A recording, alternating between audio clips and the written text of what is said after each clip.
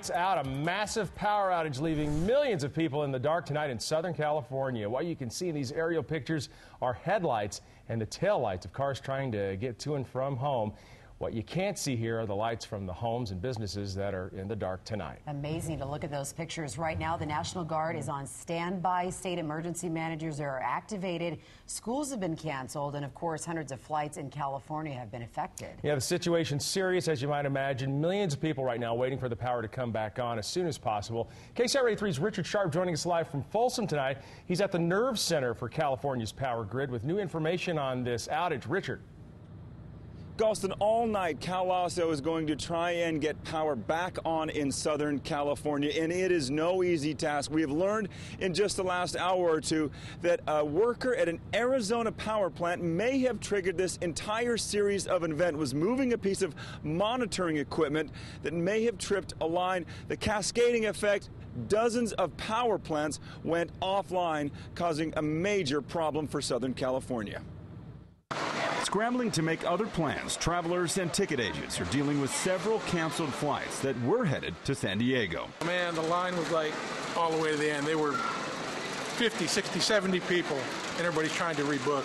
So I rebooked on a flight for 6 o'clock tomorrow morning, but there's no guarantee that the airport's going to be open. More than 2 million people in Southern California, Arizona, and Mexico are without power after 2 main power transmission lines into San Diego were tripped and went offline. That was just the start of the problem. As the local power plants were trying to compensate for the loss of those power imports, they were coming up in increasing capacity and suddenly tripped offline. With no power, traffic jams turned to traffic nightmares. 2 nuclear power plants were forced to shut down. Dozens of businesses had to close. Even San Diego State was evacuated. Folsom resident Kylie Tansey just started college there. They closed down the campus and had it evacuated. Right now, we're all just kind of hanging out and waiting because it's been rumored that it'll be out all night. The power outage also forced the cancellation of all flights into and out of San Diego International Airport, forcing travelers to find another way home. I'm flying to Ontario, renting a car, and then driving home, where I probably won't have any electricity.